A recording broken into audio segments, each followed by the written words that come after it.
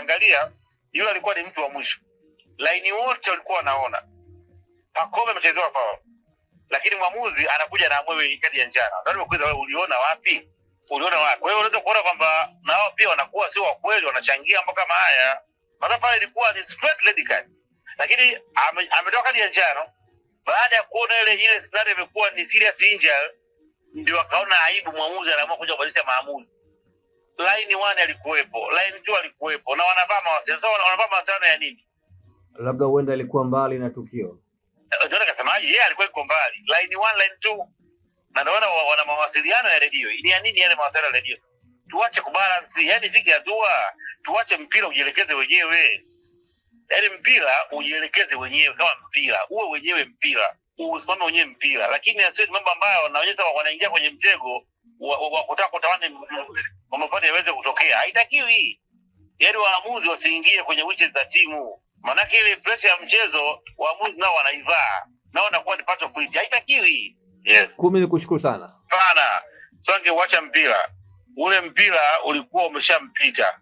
Na issue pale ilikuwa ni kwamba yeye alikuwa anataka afanye sliding. Sliding ile huwezi kupeleka mwili kwa staili ile. Yeye amepeleka mguu na mwili. Kwa maana yake unakwenda kukoza ile obstruction ambayo inaweza kuleta madhara makubwa, na mwenzako akiwa kwenye speed ya hali ya juu sana. Hapa kwa alikuwa kwenye speed ya juu. Unaona?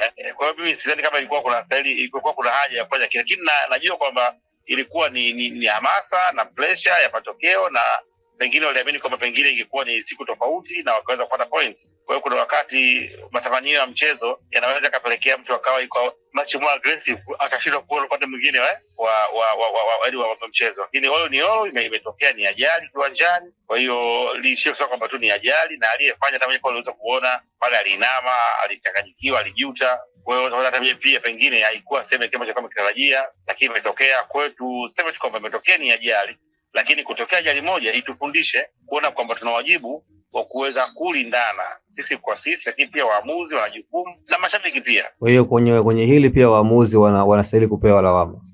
Kwa sababu kuna wakati kuna matukio ambayo yanatokea hawaonekani kutoa adhabu stahili. Yaani usipotoa adhabu stahili, maana yake mtu unamwenkaji aendelee kufanya tena. Ashumulie tukio pale Pacome asingekuwa ameumia kiwango kile. Manake pale ingetaka janjano tu. Si ndio Na angeendelea kucheza. Tunafahamu sijui. Manake unamjengea nini? Next game anafanya tena. Sio, unaelewa sijui? Mimi nakuelewa. Anafanya tena. Kwa sababu anajua kama kuna uamuzi wakati mwingine wa kubaisha. Ukiangalia hapo kwenye World Cup, ukiangalia wewe ukaona walinzi wako makini na wako na nidhamu ya hali ya juu. Anacheza kinyoko baba, nikifanya kosa lolote no excuse. Nikiwa mtu wa mwisho haina mbadala. Mwamuzi aulizi, iko dakika 7, iko dakika 10, iko aulizi, mmefungwa moja mnaongoza, aulizi. Ndio mantiki ya mwamuzi. Tunaamia hilo haikuwa kama ni kama chako planned. Ukiangalia ulikuwa ni ushindani, na ukizingatia pengine JKT wanaamini kama pengine leo wangeweza kusababisha kuifanya Yanga iweze kusimama. Lakini ukiangalia movement ya kwanza ya pili, nafikiri ni kukamia tu ambao kwanza katokea. So tukio ambalo la kupata Pacome kama kucheza, amecheza muda mrefu sana, lakini tu ni ile tu makini na ile pengine ile hali ya kutaka kuona kwamba hawapotezi mechi. Alikuwa tukio la kuplan bila nakataa. Ni mpira tu, tushashuhudia watu wakivunjika hata kwenye World Cup.